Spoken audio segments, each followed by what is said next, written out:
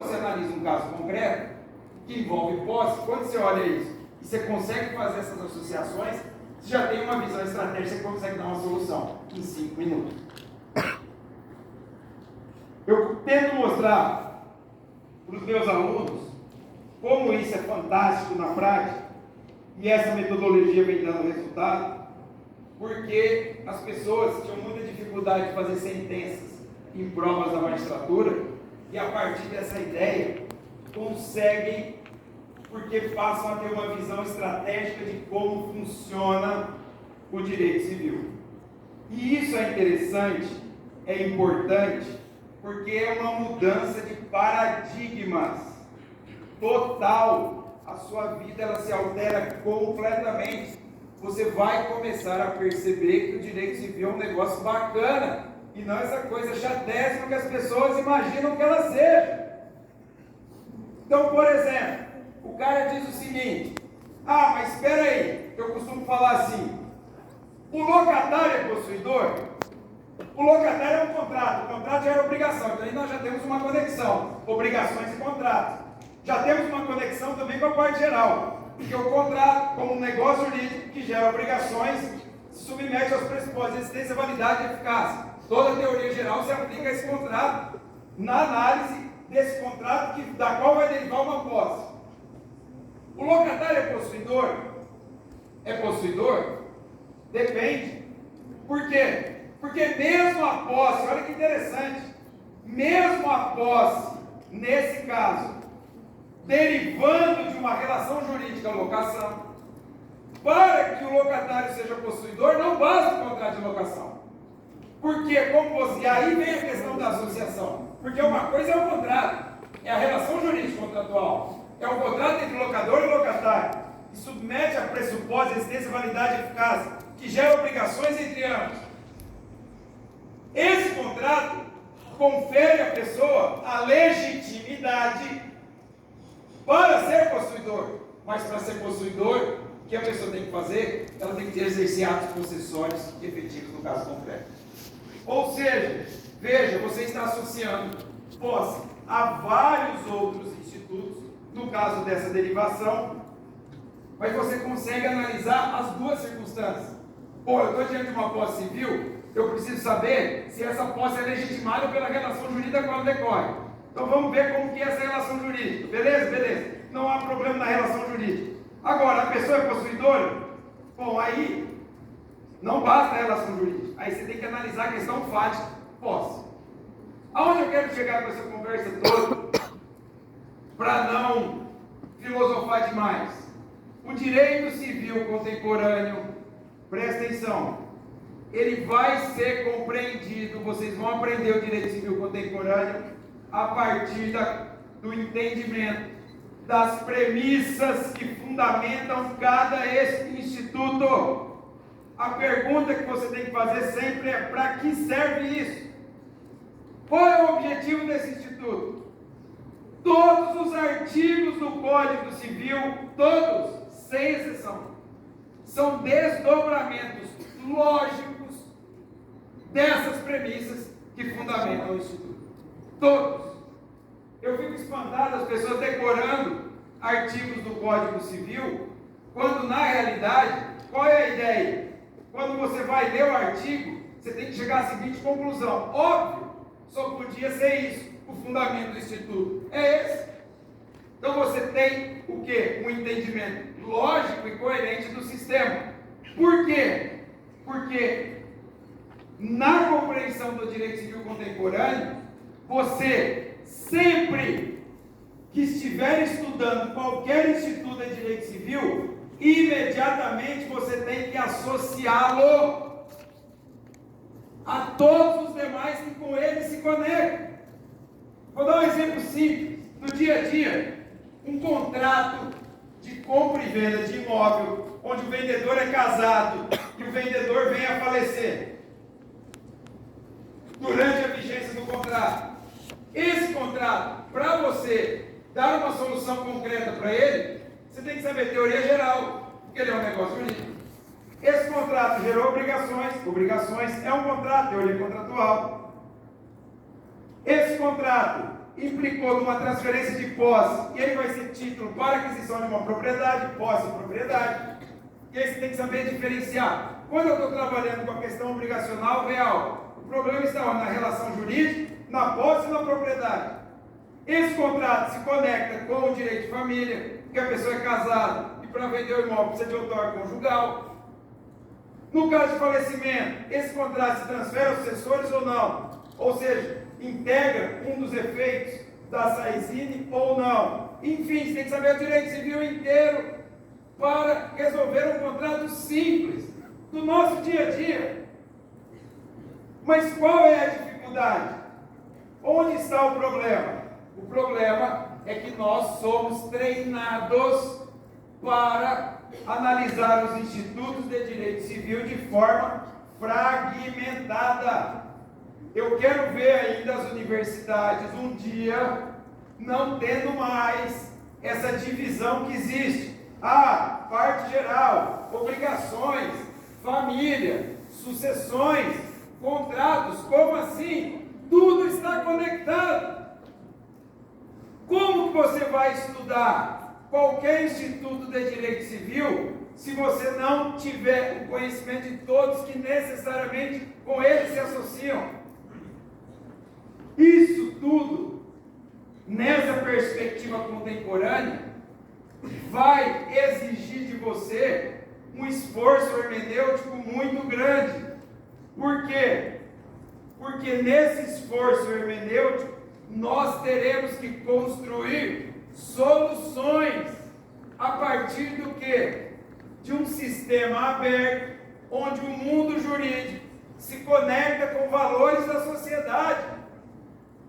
Veja só, as soluções para casos que envolvem relações privadas, que são submetidos ao direito civil, elas dependerão necessariamente de uma hermenêutica sofisticada, onde você constrói uma argumentação jurídica a partir da análise do caso concreto, porque não haverá, na maioria das vezes, uma pré-resolução, uma pré-compreensão ou uma pré-definição de qual é o resultado daquela situação. Então, tudo isso, para vocês entenderem, para a gente caminhar aqui, no seguinte: o que eu quero mostrar para vocês é que o direito civil contemporâneo, eu vou mostrar, vou dar exemplos aqui. Ele depende, basicamente, de três coisas que envolvem essa ideia da conexão. Primeiro, você sempre tem que buscar o fundamento e a finalidade dos institutos. O que é isso? Para que ele serve?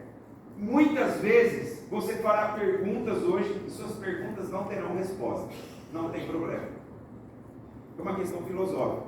Mais do que nunca, o direito civil precisa da filosofia. Pô, mas eu não tenho uma resposta. Não importa. Porque pergunta traz reflexão, resposta não. O que faz, o que agrega conhecimento, o que permite que a gente conheça o direito, não é com resposta, não é com artigos de lei, é com perguntas mesmo sem resposta. Pô, mas muitas vezes há casos difíceis que não têm resposta. Complexo. Então a primeira coisa, para vocês entenderem o direito civil contemporâneo, é sempre analisar qual é o fundamento. Por exemplo, incapacidade. Toda a teoria da incapacidade, olha que o Código Civil tem quase 100 artigos sobre incapacidade. Acredita no que eu estou falando? Você entende toda a teoria da incapacidade com uma palavra só. Uma palavra. Uma! Se você tiver o TIC e o TEC funcionando, você resolve qualquer problema de incapacidade com uma palavra. Por quê? Porque toda a lógica da incapacidade está no fundamento da incapacidade. Qual o fundamento da incapacidade? Por que o Estado considera determinadas pessoas incapazes? Qual o fundamento? Proteção. Toda a lógica da incapacidade está atrelada à ideia de proteção. O Estado considera você incapaz para te proteger. Ou seja, a incapacidade não é o Estado. A incapacidade é um regime jurídico protetivo. É por isso que você tem uma rede de proteção no sistema. Tudo está ligado à proteção. Por que não corre prescrição contra absolutamente incapaz? Para te proteger. Por que os atos praticados ou negócios por incapaz são nulos ou anulados? Para te proteger. Proteção. Por que se o incapaz numa relação obrigacional for o credor, ele não pode receber o pagamento? Para proteger. Todo o sistema de proteção. Por que o artigo 928 do Código Civil, que traz uma regra especial de proteção aos incapazes no âmbito da responsabilidade civil, diz assim: o incapaz responde pelos seus atos, de forma subsidiária e mitigada. E mais, se o valor que ele tiver que pagar comprometer a dignidade material dele, a vítima fica sem receber. Teoria do patrimônio mínimo, dignidade existencial material. Ou seja, qual o objetivo disso? Proteção. Tudo gira em torno de proteção. Tudo está ligado à proteção. Pô, mas meu filho de 10 anos de idade, vamos lá, pensamento da... Imagine você aqui, o professor dá para você o seguinte caso: você tem um filho de 10 anos de idade, ele vem aqui na universidade e vai ali sozinho na cantina e compra um lanche. Ele sozinho foi lá e comprou um lanche. Vou fazer uma pergunta simples para vocês. Esse contrato é um contrato de compra e venda, certo ou não? Tem todos os elementos da compra e venda: consenso, objeto, preço, 481, 482. Só uma pergunta simples. Esse contrato de compra e venda é válido ou inválido? Só isso que eu quero saber. É válido ou inválido? Sabe como você responde essa pergunta? Pela lei? Não. Aí você está no século passado. Vai fazer outra coisa da vida. Direito não é sua. Está no lugar errado. Por quê? Se você disser o seguinte: não, espera aí, professor, claro que é inválido. O artigo 104 do Código Civil diz o quê? São pressupostos de validade do negócio jurídico a capacidade. Sim. O artigo 3º diz que as pessoas menores de 16 anos são incapazes. Sim. Portanto, ele é incapaz. Não houve observância de pressuposto de validade. O artigo 166 traz uma sanção. Quem não respeita o pressuposto de validade, nesse caso, nulidade. É nulo. Seguiu o escrito do positivismo da lei. A lei me levou para onde? Para a nulidade. Não é? Nulidade, seguiu escrito direitinho. Nulo. Aí eu te pergunto. Agora vou fazer uma pergunta simples. Direito civil contemporâneo. Fundamento. O seu filho, nesse contrato, precisa de proteção? Ele é vulnerável nesse contrato? Seu filho está vulnerável quando ele está comprando um lanche na escola? Ele tem alguma vulnerabilidade? Existe alguma proteção? Existe alguma vulnerabilidade? Porque veja só, o Estado só restringe poder para proteger, senão ele viola a dignidade da pessoa. Ele não pode retirar seu poder de ação. Ele não pode retirar o seu poder de ação se você não precisa de proteção. Nesse caso, a pergunta que eu faço é essa. Sim, estou fazendo uma pergunta simples. O cara vai te fazer um concurso do MP. O seu filho, nesse caso, ele está desprotegido? Ele está vulnerável? Não. Ele precisa de proteção? Não. Qual o fundamento da incapacidade? Proteção. Ora, então, o substrato material da incapacidade não existe. Portanto, o contrato é válido. Você percebe? Você percebeu a diferença? A diferença de você fazer uma análise positivista, o cara quadradinho, o Zé Regrinha, aquele Zé Ruelinho, aquele chatinho, que tudo é. Gente, vocês têm que ser meio doido, meio fora, sabe? Tem que dar de vez em quando tem que, sei lá, fazer alguma coisa, tem que reagir. Vocês têm que ter brilho. Você não pode ficar escutando um monte de coisa e ficar calado. Falou, mas isso aí não. Não pode. Nós já vivemos num país que eu posso falar isso no ambiente acadêmico, sem ser sancionado, em que o rabo balança o cachorro no mundo jurídico. Por quê? No mundo inteiro, a jurisprudência dos tribunais, ela é construída a partir do mundo acadêmico, das nossas reflexões, da doutrina. Aqui não. Aqui É a jurisprudência que condiciona a doutrina. Então vem um cara aqui, numa aula, e fala assim, o STJ decidiu o que ele decidiu? Que se lasca, STJ. Eu estou nem aí para o STJ. E daí? O gente de direito do STJ fala besteira todo dia. Eu conheço todo o pessoal lá que são assessores daquele pessoal. Para com isso. Então, peraí. Então, é a jurisprudência que está nos condicionando? O que significa isso? E aí, pegando a questão dos livros. Então, professor, nós estamos formando uma geração de gente que não pensa. Nós estamos formando uma geração de gente que não pensa. Não pensa. Tudo cordeirinho. Por quê? Porque a gente não tem coragem. Gente, não. Daqui a pouco vai dar um tiro. Calma. Não tem. Não tem coragem de questionar. Falar isso aí está errado. Ô, gente, você pega, vou falar um negócio até contra mim agora. Não tem problema. Você pega 99%, às vezes, eu fico com dó do professor de civil. O aluno pergunta para o cara, se eu pergunto, se o professor de civil responder, é assim, professor, que livro que eu compro de civil? Tipo assim, ele quer o mais maneiro, né? Tipo assim, eu queria ter o resumo do resumo do resumo do resumo. Ele também quer muito trabalho. Aí, tipo assim, por que é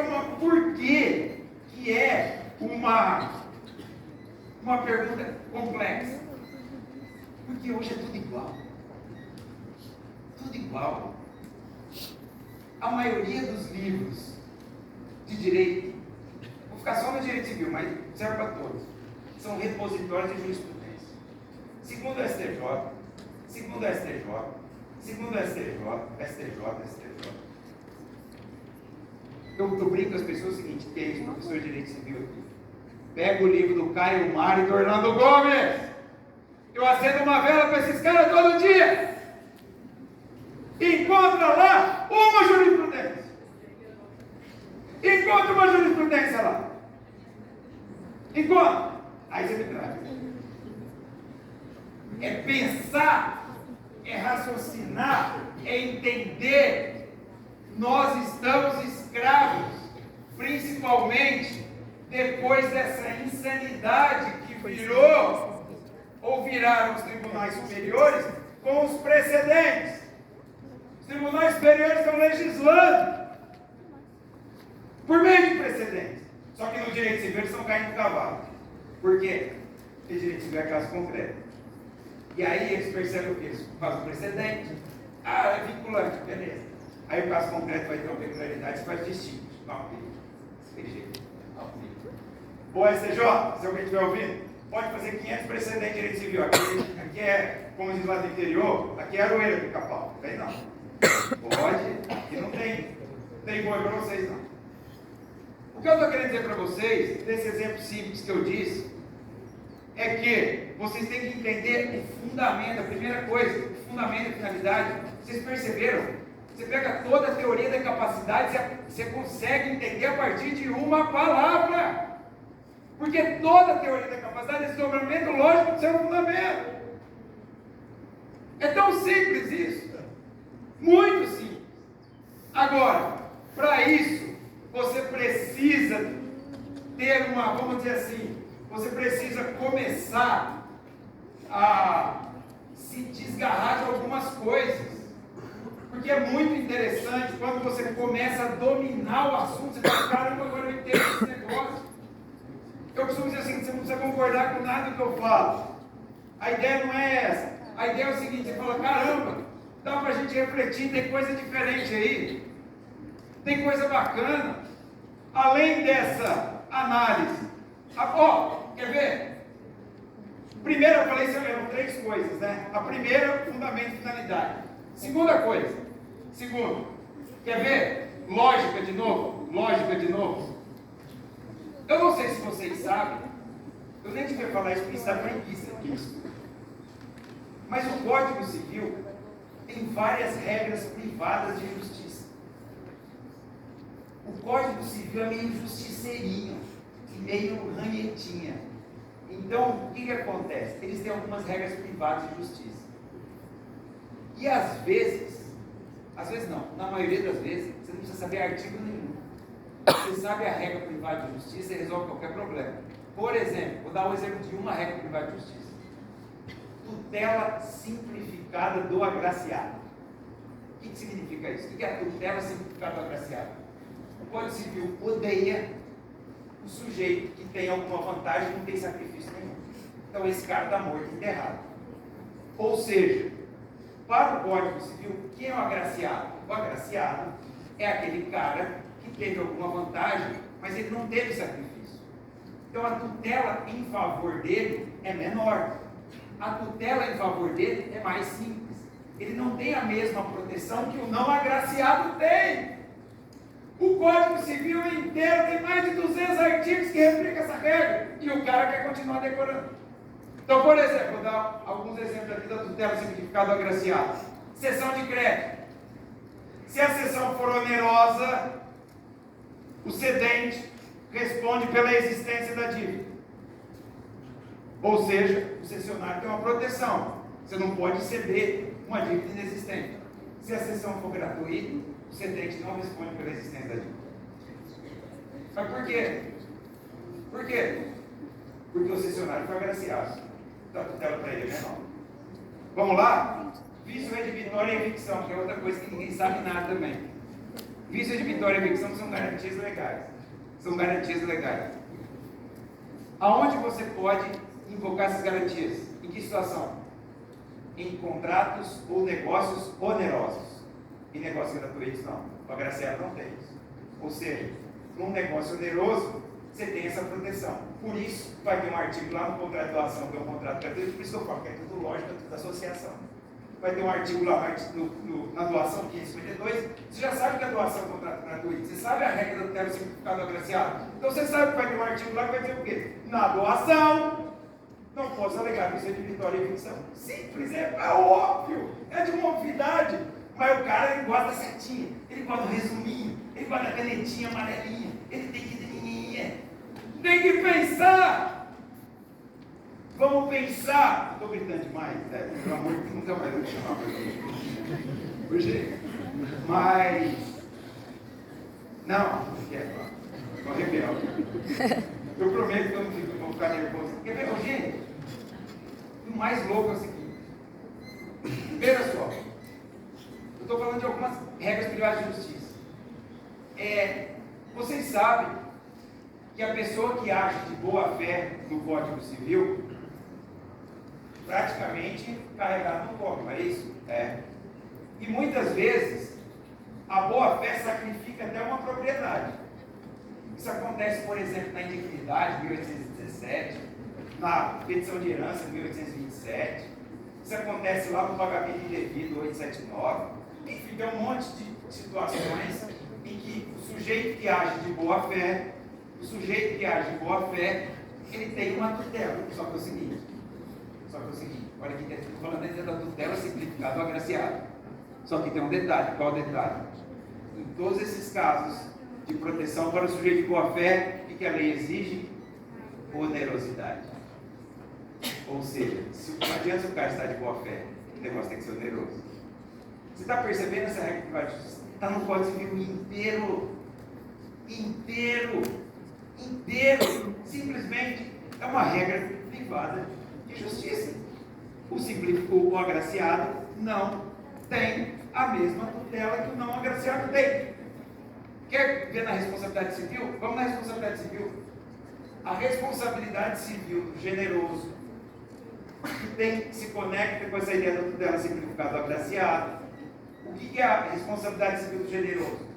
É aquela pessoa que praticou um ato de generosidade. Imagina, você está aqui sentado, aí seu colega está aí do lado e fala: pô, você está indo para onde? Me dá uma carona? Dou. Caramba, você está sendo generoso, não é? Você não vai cobrar nada, tem nenhuma intenção, não tem nada. Você leva o sujeito. Aí, você se envolve num acidente que gera dano para essa pessoa que você transportou. A pergunta é: como que se dá nesse caso? O que acontece aí? você responde civilmente nesse negócio gratuito, como você responderia num negócio oneroso, porque nós temos aí um contrato ativo. Isso não é contrato de transporte, porque todo transporte é oneroso. É um contrato ativo. Nesse contrato, é um contrato gratuito. A proteção que você tem como vítima é a mesma num transporte oneroso, se você pega um táxi e vai para casa? Não. Porque, nesse caso aí, essa pessoa só responde por dolo, artigo 392. No oneroso, ele responde por simples contra dolo, ou seja, de novo, aquele que foi agraciado, foi beneficiado por agora tem uma tutela menor. Cara, é o direito do Código Civil inteiro. Isso envolve o quê? Essas conexões que nós estamos falando. Só para vocês terem uma ideia, o que vem acontecendo é o seguinte. Um dos maiores escândalos que vem acontecendo, eu nem gosto de falar disso, porque isso aí o pessoal me interpreta mal depois. Falar de família é complexo. Antes de eu começar a falar, eu vou dizer, eu acredito na família, pelo amor de Deus. Mas olha só, a família retratada no Código Civil,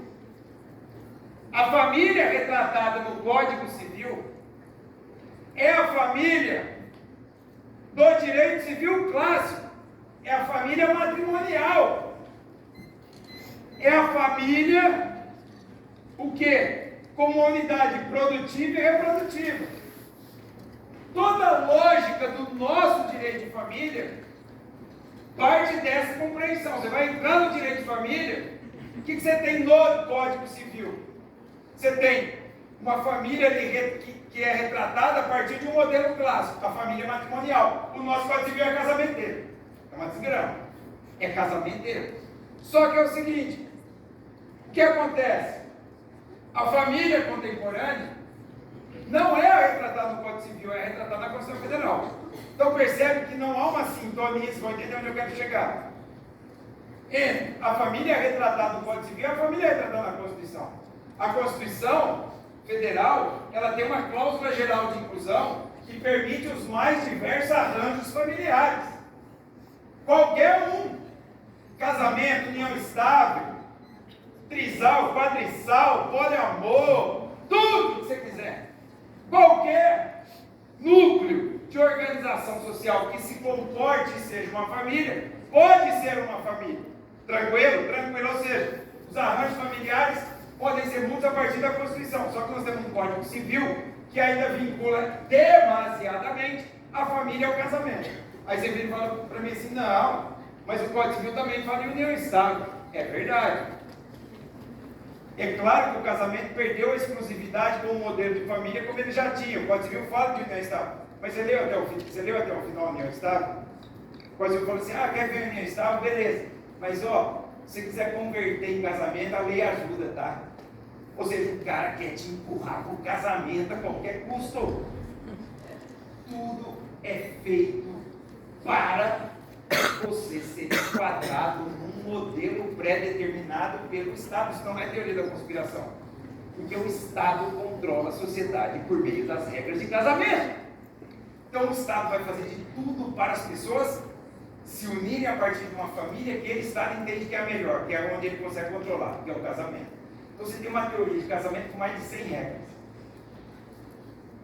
Aí, você tem um regime, que é o regime padrão, que é o regime da comunhão parcial. O cara que casa e escolhe o regime da comunhão parcial, ele tinha que ser interditado. Ele tinha que ser interditado, é o regime pior, é o mais horroroso, é o opressivo. O regime da comunhão parcial é o mais esgranhento de todos. Aí você fala assim, mas como assim? Me falaram que esse regime, o que era meu. E agora o que é nosso é nosso, olha que romântico, deve ter um coração no fim. Quem te falou essa mentira? O regime da comunhão parcial, ele apenas se presta ao papel que o Estado impõe de, presta atenção, manter o vínculo matrimonial. Manter o vínculo matrimonial. Por quê? Porque as relações matrimoniais entre cônjuge ou companheiro submetidos a esse regime tem milhões de restrições. Você não consegue, por exemplo, mesmo sendo um bem particular, vender um imóvel casado desse regime sem autógrafo do cônjuge. Por quê? Por uma razão simples. Olha a safadeza que o Estado fez. Ele pega, lá nos direitos reais a gente estuda condomínio, não estuda? Estuda condomínio. Vocês sabiam que o regime de bens também, em relação aos bens comuns, gera um condomínio? Sim, mas o mesmo condomínio dos direitos reais? Não. Nós temos dois tipos de condomínio dentro do Código Civil. Você nunca se perguntou por quê? Por que se você é condômino de alguém, esquece casamento. Se é condômino de alguém, num imóvel qualquer, você não pode vender a sua fração ideal sem autorização do outro condômino e tal, e tal, e tal? Claro que pode. Você não precisa de autorização dessa pessoa para vender. Ele tem direito de preferência, você não precisa de autorização. Agora, por que no casamento esse mesmo bem, se você for vender, você precisa de autorização do condômino, no caso que é o seu cônjuge ou companheiro? Porque é outro tipo de condomínio. É o condomínio germânico, da mancomunhão, onde todos são donos do todo. Não é o condomínio romano dos direitos reais, onde cada um só é proprietário de uma fração ideal. Ou seja, a ideia da mancomunhão é para te vincular, para criar dificuldades para o rompimento do vínculo. Não interessa para o Estado o rompimento do vínculo. Você vai perceber que o Estado, no direito de família, ele flexibiliza toda a teoria de invalidade, para viabilizar o vínculo. Gente, uma pessoa com 16 anos pode casar. Uma pessoa com 14 anos se casar, esse casamento, como ato jurídico, é nulo ou anulado. Lá no artigo 166, quem tem menos de 16 anos e se envolve num ato ou negócio jurídico, o ato é nulo. Por que no caso do casamento é anulado? Inclusive com prazo pequenininho de decadência de 80 dias. Porque o Estado não quer o rompimento do vínculo. Ou seja, tudo é para a manutenção do vínculo. Teve o Supremo Tribunal Federal recentemente, ele ditou um tema dizendo o seguinte, sobre a questão de paralelismo familiar. O Supremo disse numa tese em sede de repercussão geral, não pode o paralelismo familiar. Não pode o paralelismo familiar. Ou seja, as famílias paralelas. Aí você fala assim, mas peraí, mas a Constituição Federal tem uma cláusula geral de inclusão, todos os arranjos familiares são possíveis. Se a mesma pessoa quer ter famílias paralelas, e todos os membros, está tudo bem, todo mundo sabe e tal, não tem nenhum problema, qual é o problema? Aí o Supremo diz, não pode o paralelismo familiar, que é o mesmo motivo pelo qual não pode o poliamor. Sabe qual é o fundamento? Monogamia e fidelidade recíproca. Tem um problema aí. Gente, se você quiser defender a tese de que não é possível o poliamor, o trisal, o quatrisal e o paralelismo familiar, você quer defender essa tese? Ok, não tem nenhum problema, eu vou junto com você. Mas você tem que usar valores do direito civil contemporâneo. Você não pode impedir que determinado arranjo seja um tipo familiar com base em monogamia e fidelidade recíproca, que são valores da família tradicional, não da família contemporânea. Até porque a ideia de fidelidade tem a ver, estou falando juridicamente, tá? A ideia de fidelidade tem uma conotação sexual. Quando a gente fala em fidelidade recíproca, nós estamos falando de relações sexuais exclusivas. Relações sexuais exclusivas e monogamia são valores da família tradicional, que não é mais retratada pela Constituição Federal. Ou seja, o mesmo Supremo Tribunal Federal, que reconhece as famílias homoafetivas, top, ele utiliza fundamentos da família tradicional para negar o poliamor e o paralelismo familiar. Eu não tenho nenhum problema em negar o poliamor e o paralelismo familiar. Só não utiliza valores da família tradicional. Porque hoje a monogamia e a fidelidade recíproca, ela não é um valor da família, é um ato de escolha. Você escolhe se relacionar com alguém de forma monogâmica e com relações sexuais exclusivas. Não é isso, não é pressuposto para uma família.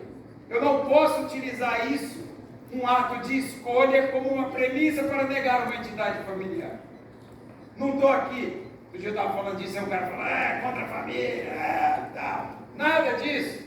Só estou dizendo que nós temos que ser coerentes nos fundamentos. Porque a ideia é, no âmbito da família, a questão da liberdade. As pessoas têm que ser livres para viver como elas quiserem. Se você quiser uma pessoa para chamar de sua, e ela estiver de acordo, ok, beleza, não tem problema nenhum. Mas não aponta o dedo sujo que você tem com o seu vizinho. Não aponta o dedo sujo. Porque a gente vive numa sociedade hipócrita, machista e de quinta categoria. E ninguém tem o direito de apontar o dedo para o outro. Se as pessoas estão vivendo de acordo com... Aí você fala assim, não estou falando de mim, estou falando juridicamente. Evidente. Então, daqui a pouco, tá vendo, olha aí, o que é? Óbvio que não. Agora, porque hoje a ideia de fidelidade, ela é substituída pela ideia de lealdade. A pessoa como você está aqui tem que ser leal com você. Leal. Leal. O que isso significa? Casais que vivem bem bananá, que resolvem ter um relacionamento aberto. Ou seja, as relações sexuais não são exclusivas, mas há entre eles lealdade. Eles são transparentes. Aí o outro que fica lá, vai na missa todo domingo. Quando a mulher sai, ele já vai encontrar a vizinha. Não, mas eu quero fidelidade recebo. Então é isso. Essa é a nossa sociedade. Uma sociedade mentirinha. Então assim, o que nós temos que fazer, obviamente, gente, eu sou conservador, e pelo amor de Deus, hein? Antes que, esse cara aí é comunista, de esquerda, não, pelo amor de Deus, vem do outro lado, não. Olha só, eu só estou dizendo as questões juridicamente. Para não ir muito longe da nossa conversa, nós estamos aqui conversando, e até hoje tem no Código Civil um artigo que diz: se a mulher ficar grávida, não pode invalidar o casamento. E ninguém fala nada. A gente convive bem com isso. Ou seja, a gravidez é um obstáculo para a anulação do casamento. Tem um artigo no Código Civil, ninguém fala nada, está tudo bem. Esse artigo hoje, ele é uma heresia, mas ele faz todo sentido na família tradicional. Porque qual era a função da mulher na família tradicional? Reproduzir. Uma unidade produtiva e reprodutiva. Se a mulher reproduz, ela cumpre sua função. Então, beleza, se ela ficou grávida, não tem que anular o casamento. Os filhos eram mão de obra. Você acha que seu avô tinha 8, 10 filhos porque ele tinha televisão em casa? Não, meu avô tinha televisão, teve 8 filhos. Não, porque os filhos eram considerados mão de obra. Ou seja, você tem que entender a história. Por isso que é importante, professor de história. Não adianta, o direito civil, você tem que entender o direito civil, você tem que saber história, você tem que saber filosofia, principalmente o direito civil contemporâneo. Humanística hoje é fundamental para você entender situações relacionadas à justiça, o que é a justiça, onde nós vamos chegar. Há várias discussões sobre essas questões de justiça hoje, vocês vão se deparar com isso. E isso é bacana demais, gente, a gente corre disso, mas é isso que nos traz conhecimento. Deixa eu falar uma coisa para vocês: informação é diferente de conhecimento. Informação, você vai no Google, se você quiser saber o PIB do Paquistão de 2002, você vai ter aí. Isso não é conhecimento. Conhecimento é saber como o sistema funciona, que fundamenta isso tudo, qual a lógica do sistema, como que tudo isso se associa. Essas são as grandes questões. Então, como eu disse para vocês, nós temos 3 grandes situações para entender o direito civil contemporâneo. Primeiro, é analisar os institutos a partir do seu fundamento e sua finalidade. Segundo, entender que essas conexões também são feitas a partir dessas regras privadas de justiça que eu acabei de falar para vocês. E terceiro, saber, e esse é o principal para mim, saber que o nosso Código Civil de 2002 ainda retrata e muito direito civil clássico. Você tem que saber isso. É por isso que quando você vai estudar direito civil, num primeiro momento você tem que saber o seguinte: espera aí, quais são os paradigmas do direito civil clássico? Positivismo, uma visão meramente estrutural, uma visão liberal, o patrimônio como um fim. Beleza, esses são os paradigmas do direito civil clássico. Isso ainda é muito retratado no Código Civil, você tem que saber isso. E aí nós vamos para o direito civil contemporâneo. Quais são os paradigmas? A gente sai do positivismo aqui, pós-positivismo, onde o direito conversa com os valores da sociedade, direito e moral se comunicam. Nós temos que valorar mais do que nunca. Você tem que pegar a teoria da ontognosologia jurídica do Miguel Reale, a teoria do conhecimento. Ela está mais atual do que nunca. O direito como fato, valor e norma. O direito como fato, valor e norma é o direito civil contemporâneo. Você valora tudo, o fato e a norma, tudo. Não tem como. Isso vai exigir de você, claro, um esforço hermenêutico muito maior. Não tenha dúvida. Porque você vai ter que construir solução, ou construir soluções. Nós temos um Código Civil, gente, de conceitos indeterminados, que eu posso falar, porque sem indeterminado não pode ser um conceito, mas vamos lá, e de cláusulas gerais, onde em cada 2 artigos você tropeça num conceito jurídico indeterminado numa cláusula geral, em que você só consegue saber se aquela norma se ajusta a um determinado caso a partir de uma valoração da norma e do caso. O direito como fato, valor e norma, esse é seu manto, vai entender o direito civil contemporâneo. A partir dessas 3 ideias que eu acabei de falar, entender as regras privadas, entender os parâmetros para comparar direito civil clássico e direito civil contemporâneo, você consegue aí o direito civil em conexão é resultado disso. É resultado disso. Aí você fala, caramba, eu comecei a entender esse negócio. Lá no direito das obrigações, quando eu dou aula sobre obrigações, todo mundo sabe que a alma de uma obrigação em estrito senso é a prestação. Nós temos 2 tipos de prestação: de coisa e de fato. Coisa, dar, fato, fazer, não fazer. Ah, mas eu tenho uma tese, que tem uma outra, mas só tem essas 2. Desde que o mundo é mundo, não inventa não. Ou a prestação é de coisa ou ela é de fato. E olha só que interessante. Como você muda o modo de análise. Quando você trabalha com a prestação de coisa, olha que sutileza. Quando você trabalha com a prestação de coisa, necessariamente o direito obrigacional se associa aos direitos reais. Por quê? Porque nesse tipo de obrigação de prestação de coisa, a coisa está fora do universo. O bem da vida não se confunde com o sujeito. E coisa tem dono. E coisa perece. E coisa se deteriora. Ou seja, veja só, como os romanos foram inteligentes.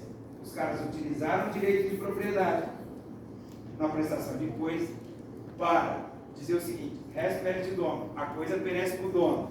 Qual foi o objetivo disso? Estimular o proprietário a preservar a coisa. Por quê? Porque as obrigações são essencialmente transitórias e a finalidade é a liberação. Nós temos que fazer de tudo para liberar. Não haverá liberação numa obrigação se a coisa não estiver intacta no momento do adimplemento. Então o que o Estado faz? O que os romanos fizeram? Eles utilizaram a propriedade e falaram assim: propriedade, cuida da coisa e até o adimplemento, hein? E se ela perecer, quem perde é você. O que não tem nada a ver com a causa do perecimento. Porque, a depender da causa do perecimento, isso pode gerar responsabilidade civil. Que, no caso, em regra subjetiva, poderia ser objetiva. Prestação de coisa conectando com posse, quando a transferência da coisa é provisória, comodato, depósito, arrendamento, tal, ou uma prestação de coisa que pode implicar transferência de propriedade, doação, compra e venda, e associando isso com responsabilidade civil, e com consignação e pagamento, e com evicção e vício redibitório, porque eu só posso invocar vício redibitório e evicção quando houver um problema, no caso de vício redibitório, porque a coisa não presta, no caso de evicção, porque a coisa não pertencia a quem entregou. Tudo isso que eu acabei de falar não serve para a prestação de fato. Fazer, não fazer. Ou seja, o direito civil inteiro se conecta com a prestação de coisas, mas não se conecta com a prestação de fato. Aí você vai na aula de obrigações, o cara fala assim para você: pressupostos para de implemento eficaz. Para de implemento eficaz, é necessário observar os pressupostos objetivos. Quem é o solver? Quem é o assíduo? E os pressupostos objetivos, é verdade, está lá nos artigos 304 e 333. Pressupostos para de implemento eficaz. O sujeito legitimado entregar para o sujeito legitimado a prestação pactuada, no tempo pactuado, no lugar pactuado. E presente os pressupostos de implemento eficaz. Certo? Depende. A prestação de coisas? Então faltou algo aí, que não está na obrigação, está no direito real. Por quê? Porque se quem entrega não é o proprietário, não é eficaz, só de implemento. Como que ele vai pagar entregando uma coisa que não é sua? Ou seja, na prestação de coisa, eu sempre associo o direito obrigacional ao direito real. Sempre. E toda a lógica da prestação de coisa está na teoria da posse da propriedade. Porque ela se conecta com diferente de fato. Porque na prestação de fato, o bem da vida, fazer ou não fazer, é uma atividade humana. A atividade humana não perece, a atividade humana não se deteriora. A atividade humana não tem vício de vitória, a atividade humana não tem evicção. Nada disso serve. Eu não posso consignar em pagamento, artigo 334, consignação, que é um meio para que o sujeito possa exercer um direito para ter enquanto conquistado. Na prestação de fato, não tem jeito, porque como eu vou consignar um fato? Pois eu consegui. Então, se você percebe como é diferente, como é um erro você trabalhar com a obrigação em estrito senso, obrigação de dar, que bonitinho, de fazer, nossa, linda. Não, meu amigo, a de coisa é para lá e a de fato é para lá, são dois mundos completamente diferentes. A minha avó trabalha com prestação de fato e ela é semi-analfabeta. Para com isso. Então, assim, perceba o que eu estou dizendo para vocês. É possível já meu tempo já está indo, né? Já deve estar, olha, quanto que eu já fui aí? Só. Olha, 15, mas já estou terminando. Ô, gente, só mais uma coisa para vocês. Às vezes eu vou dar aula sobre direitos da personalidade da pessoa humana. Aí chega um cara para dar aula para você sobre direitos da personalidade da pessoa humana. Aí normalmente o cara vem aqui: não, porque esses direitos são indisponíveis, irrenunciáveis, esses direitos são extra-patrimoniais, e nananá. Você fala: tá, porque a questão é essa, tá, ok, minha avó sabe que eles são extra-patrimoniais, que eles são indisponíveis, que eles são irrenunciáveis por uma razão simples. Porque nos direitos da personalidade, que são situações existenciais ao contrário dos direitos patrimoniais, o objeto está conectado ao sujeito. Você não tem como desvincular o objeto do sujeito. Como dizia o filósofo Tiririca, onde você vai, você está. Você entendeu? Não tem jeito, onde você vai, você está. Onde você vai, você leva sua imagem, sua vida, sua integridade física e tal, ou seja, é inerente a você. É inerente à sua condição existencial. Então haverá restrições. Por isso que são indisponíveis, por isso que são irrenunciáveis, por isso que não tem mensuração econômica, por isso que são vitalícios, por isso que é empenhorado, por isso. Tá, mas isso serve para quê? Para nada. Nada. Para nada. Desculpa, para nada. O que você tem que saber é o seguinte, a pergunta que você tem que devolver é o seguinte: fala, ô bonitão, legal isso aí que você falou, hein? Mas me diga uma coisa, o que eu faço com isso daí? Essa é a pergunta que você tem que fazer. O que eu faço com isso daí? Como que os direitos da personalidade se interconectam com o direito civil todo? Com as obrigações, com os contratos, com a posse, com a propriedade. Porque, para quem não sabe, todos os institutos de direito civil, todos, têm um caráter instrumental. São meios para a concretização de questões existenciais. Ou seja, as situações patrimoniais estão funcionalizadas e submetidas ao controle de merecimento. São essas situações existenciais. O que eu estou querendo dizer para vocês é que essas situações existenciais elas vão interferir na análise de todos os institutos. Você não tem como analisar um contrato de prestação de serviço de saúde que envolve uma questão existencial como você analisa um contrato de cumprimento de uma bicicleta. Então nós temos que tomar cuidado com essas coisas. Agora, a grande questão é, voltando à pergunta, o que eu faço com isso? Sabe como você entende? Sabe como você analisa os direitos da personalidade? Eu já fiz essa pesquisa, eu cheguei a essa conclusão. Se você for na STJ, tem milhares de acórdãos, récipes e tudo que você puder imaginar envolvendo direitos da personalidade da pessoa humana. Tudo que você puder imaginar. Porque qual que é a agonia das pessoas, gente? A agonia das pessoas que os caras não entendem é o seguinte: não adianta você ficar passando informação pro cara. Você tem que gerar uma reflexão e dizer o seguinte: cara, eu vou conseguir aplicar isso dessa forma. Como que eu resolvo problemas com isso? Aí você começa a aprender. É por isso, só fazendo um parênteses de concurso agora, que a FGV começou a, nas provas, fazer prova objetiva em forma de problema, e as pessoas não conseguem responder.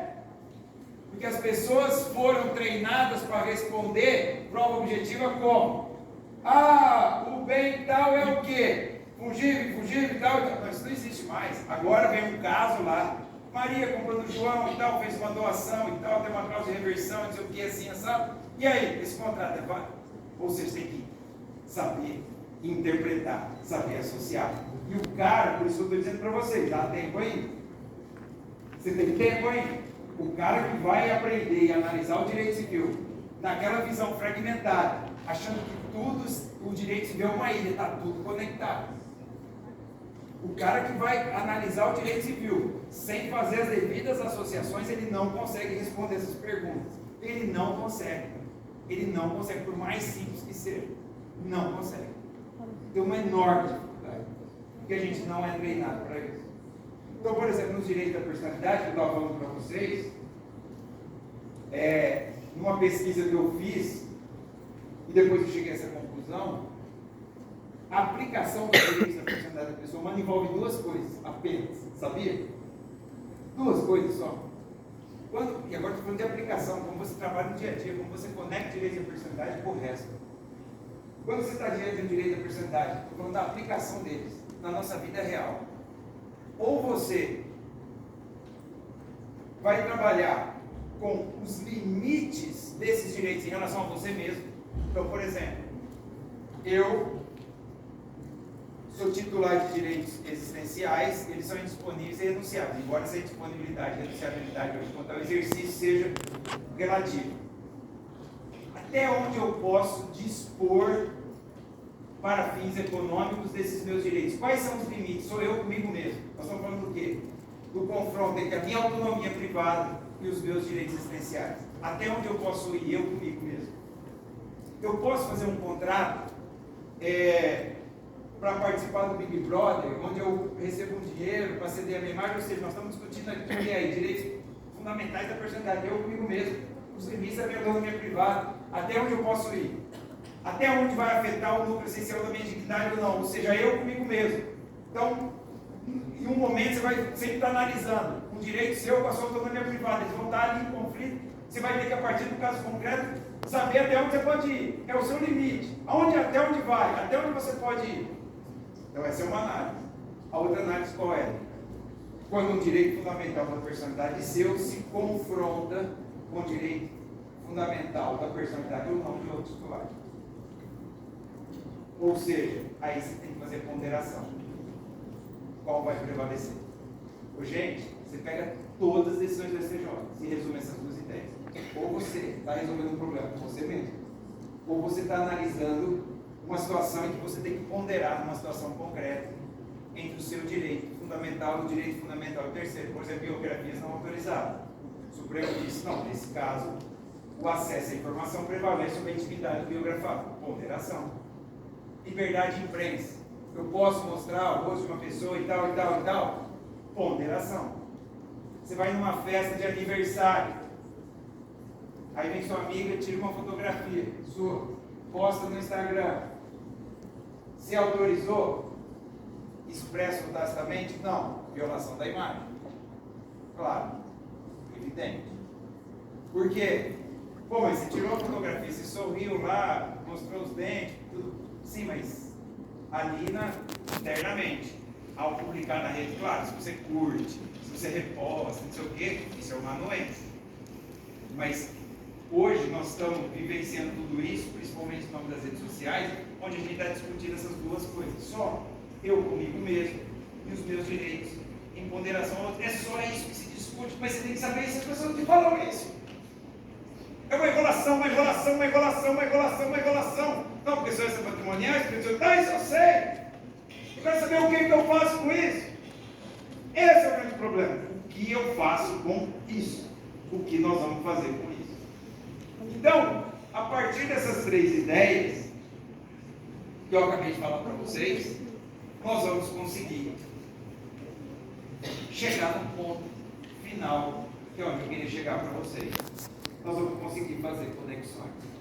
Nós vamos conseguir ter uma visão estratégica. Eu costumo dizer o seguinte: outro dia, um cara falou assim para mim, pô, mas eu tenho uma dificuldade danada para entender solidariedade e indivisibilidade. Eu nunca entendi isso. Tem mais de 60 artigos do Código Civil que fala disso. Eu falei, então dá duas palavras, você vai saber a diferença e resolve todos os artigos. Depois você vai perguntar uma coisa para mim. Depois dessas duas palavras que eu te falar, não é porque eu sou um G, nada disso. É porque você sabe fazer associação. A partir dessas duas palavras, você vai ler todos esses artigos e você vai chegar à seguinte conclusão em todos. Caramba, só pode ser isso por conta disso. Então, eu disse para ele assim, a indivisibilidade é o objetivo. O problema da indivisibilidade está na prestação. Todos têm direito ao todo, têm que entregar o todo, porque não tem como fracionar o objeto. O que isso significa? Tudo que acontece com o sujeito não repercute na indivisibilidade. Tudo que acontece na prestação repercute na indivisibilidade. Aí tem um monte de artigo retratando isso. Converte em perdas e danos. Retratou no objeto. Acaba a indivisibilidade. Perdas e danos é dinheiro divisível. Faleceu um dos credores ou um dos devedores. Sujeito tem alguma coisa a ver com o objeto? Não. Continua indivisível para os herdeiros. Tem um artigo lá que diz isso. Mas você precisa, não basta saber isso, basta saber isso. Aí você vai lá na solidariedade subjetiva. Por que subjetivo? Porque a solidariedade é um problema relacionado ao sujeito. O que acontece com os sujeitos repercute na solidariedade. O que acontece com o objeto? Não. Isso vai ter um artigo lá que diz: se houver conversão de perdas e danos, persiste a solidariedade. Óbvio! Se ela é subjetiva, o que acontece com o objeto não muda nada, não afeta ela. Mas o cara quer decorar. Não tem jeito. Não há quem tire da pessoa isso.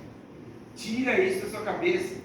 Aprenda a entender o fundamento e a finalidade. Comece a associar humanística. Coloque um pouco de filosofia do direito na sua vida para você fazer perguntas. Pergunta, pergunta, pergunta. Não tenha doutrinador de estimação. Ninguém é dono da verdade. Tudo é questionável. Absolutamente, você tem que questionar, questionar, questionar. Aliás, quem trabalha na área acadêmica sabe o que eu estou falando. Todas as teses, elas são feitas para um dia ser refutadas. Senão não tem sentido nenhum a pesquisa científica. Porque nós somos um país que não faz pesquisa. A verdade é essa. Nós somos um país que não faz pesquisa. A gente é um país onde as pessoas são doutrinadas a o seguinte: se você sabe artigo de lei, você sabe direito. Isso é uma mentira. Você não sabe nada, você é um Zé Ruela. Você não vai chegar a lugar nenhum, você não chega nem na esquina. Você vai ser apenas mais um dentro desse batalhão de gente que está na multidão aí, que não sabia nem o que estava fazendo. Por quê? Porque não teve a sacada, a percepção de ver o negócio de forma diferente. E o conhecimento é uma construção constante, diária. O mundo do direito é um mundo complexo, chato pra caceta. Você tem que gostar desse negócio, gente. Você tem que amar isso aqui, você tem que se entregar. Imagina você a vida inteira fazendo uma coisa que você não gosta. Eu sou magistrado há mais de 20 anos. Entrei na magistratura, eu tinha 25 anos, eu fui juiz na Bahia, em Minas e tal, agora estou lá no Distrito Federal. Enfim, cara, eu adoro que eu faço o magistério e tal. Eu sou privilegiado, você ganhar para se divertir. Porque para mim trabalhar é uma diversão. Agora é um sacrifício também. Você perde pessoas, perde amigos, que as pessoas não entendem. Não entendem. Pense só em você. Ah, o carinha está ali enchendo o saco. Filho, deixa eu te falar uma coisa. Ó, porta ali, tchau, e benção, vai, pode ir. Deixa aqui. Não garra com o nego que não garra com você, não. Por quê? Porque você só estará entre os melhores. E você tem que sempre buscar o sarrafo lá em cima. Não basta o melhor, você tem que buscar ser o melhor dentre os melhores. Você tem que ter essa visão, essa obsessão. Só que você não conseguirá, estou falando no mundo jurídico, nada por meio de atalho. Não existe atalho para o conhecimento jurídico, para o direito civil, não. Então o cara acha que ele está tendo vantagem. Pô, peguei um resumo, colei numa prova, e não sei o quê. Cara, você está fazendo mal para você mesmo. Você só está retardando o seu processo. Eu respeito. Quando eu dava aula na pós-graduação lá da Escola do Ministério Público lá do Distrito Federal, e aí chegava assim os alunos e falava o seguinte: gente, vamos estabelecer um pacto aqui de lealdade, transparência. É o seguinte, eu quero saber assim, quem está aqui só pelo título, vamos ser, beleza. E aí você me fala, eu dou a nota que você quer e você vaza. Eu respeito isso. Porque o cara, ele está sendo honesto. Fala, não preciso do título. Beleza, está tudo certo. E quem quer estar aqui para aprender, está tudo certo. Agora, não fica se sabotando. Não se sabota. É igual o cara vai fazer uma prova, já que nós estamos numa universidade. Eu fui mal na prova porque eu estava doente nesse dia. Não! Porque você fracassou! Olha no espelho e fala, eu sou nada. Nada justifica.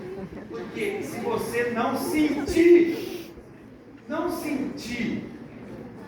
a humilhação e o golpe, você não evolui.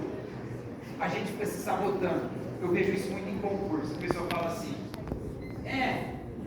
vou fazer essa prova só para ver como que é. Vai pro inferno, então. Larga de ser frouxo, vai lá, você vai ser humilhado, derrotado, chega em casa, olha no espelho e fala, nossa, que merda que eu estou olhando no espelho. Porque aí, cara, se você reagir, é para você ficar pra frente, porque senão, vai não. E você fica aquele, naquele dia eu não dormi bem, estava doente. Para com isso, gente. Que conversa mole é essa? Isso não existe. Povo fraco. Então assim, eu estou dizendo o seguinte, mas seja honesto com você mesmo. Fala, não quero, só quero um título. Eu estou uma fazenda do meu pai para administrar, quero sair desse negócio logo. Beleza, tá tudo certo, não tem problema nenhum. Mas só não fica enchendo o saco todo. Por quê? Eu estou dizendo isso tudo para vocês, porque depois que vocês pegam o diploma na mão, aquela festa bonita, pai chora e tal, coitado, né? Aquela coisa toda.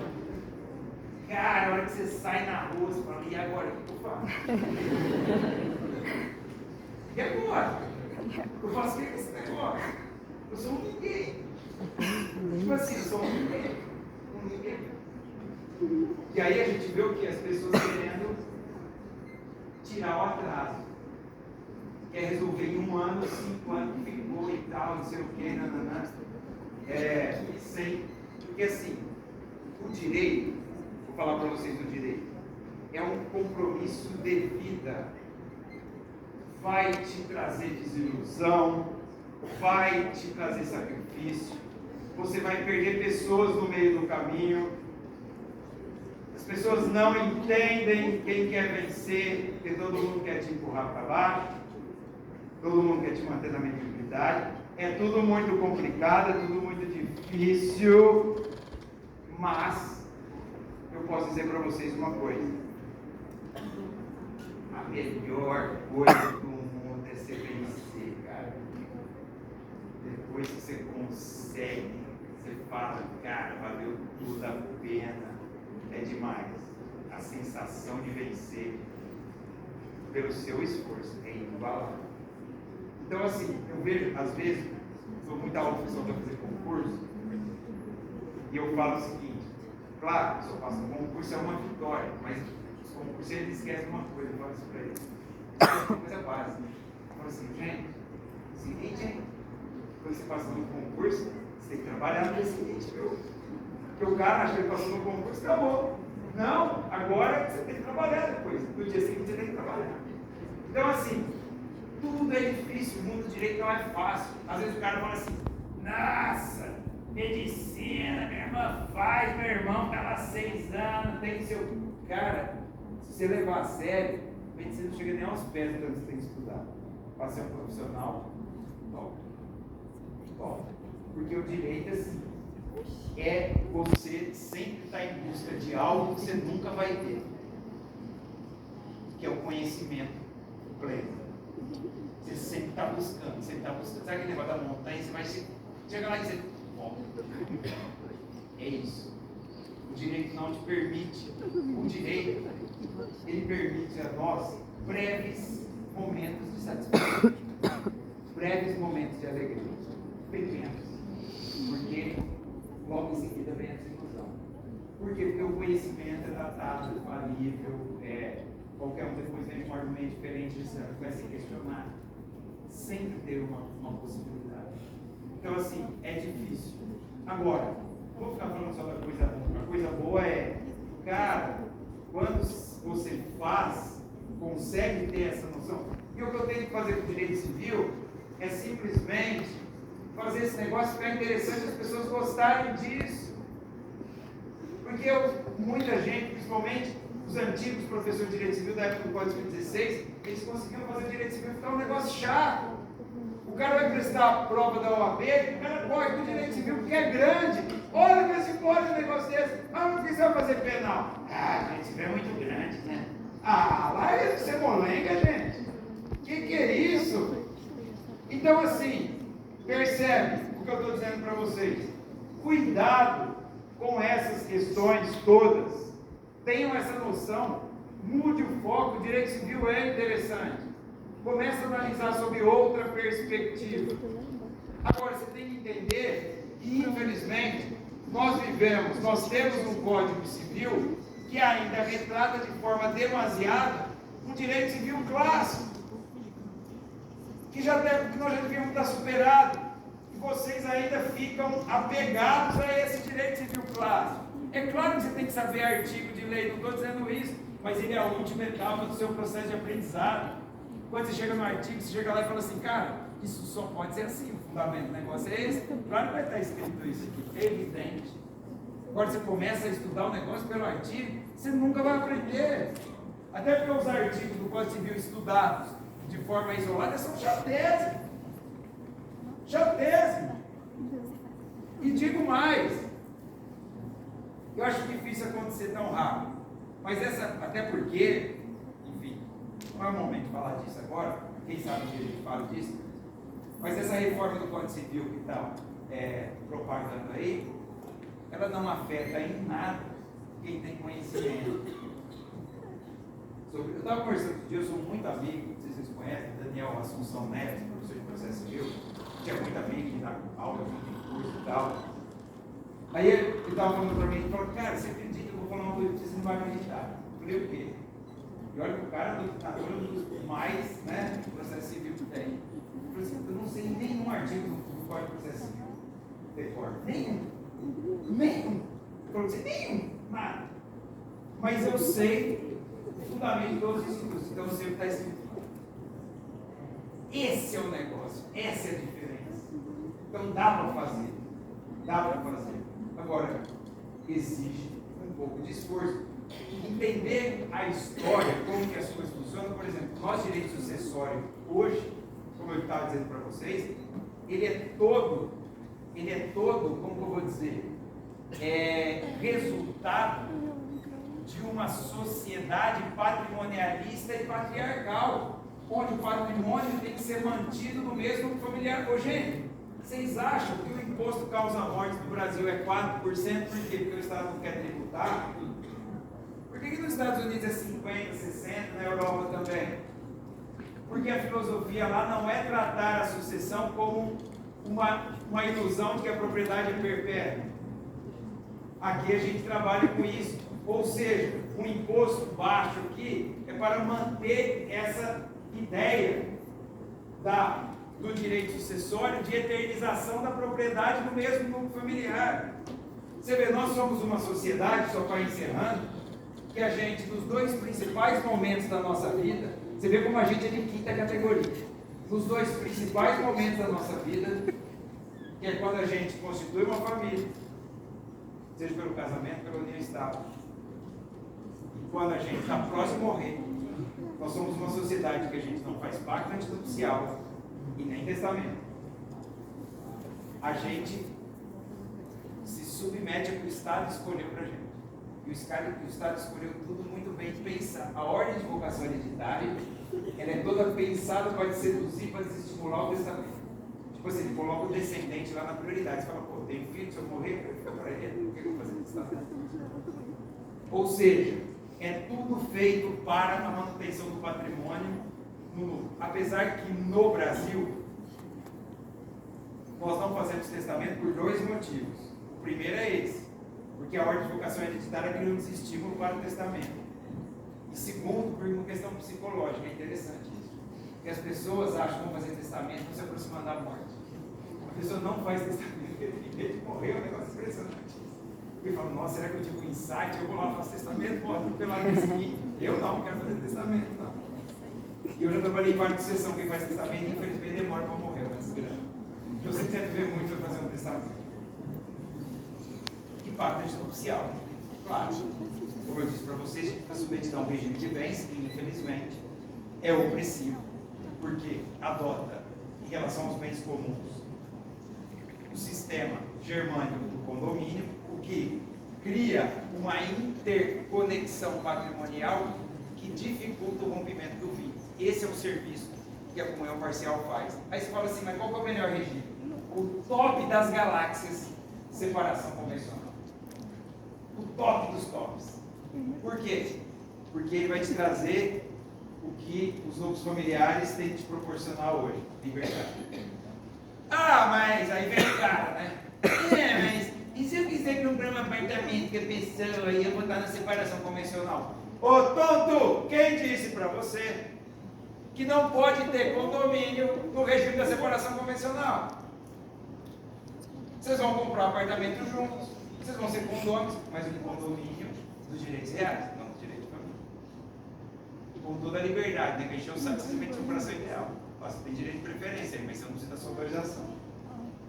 É assim que funciona. Então não há. O regime mas vai fazer um pacto. Com a gente, vai casar, apaixonado e tal, fazer um pacto, aí chega a sogra e fala, esse cara desde o pacto sai fora, enfim. Não é assim? O cara já está falando em pacto, esse casamento já começou pensando em patrimônio, não vai dar certo. É a mentalidade que a gente tem, então é difícil, é complicado. É complicado. Então a gente não pode ficar, vamos dizer assim, exigindo de uma sociedade onde nós abrimos mãos da nossa autonomia, da nossa liberdade em grandes momentos da nossa vida. A gente não faz pacto, não faz testamento e deixa o Estado escolher como deve ser o nosso projeto de vida patrimonial. Meus amigos, falei demais, muito obrigado, foi um prazer, uma satisfação imensa estar aqui, eu poderia ficar falando até amanhã, mas valeu mesmo, brigadão, desculpa qualquer coisa aí, valeu.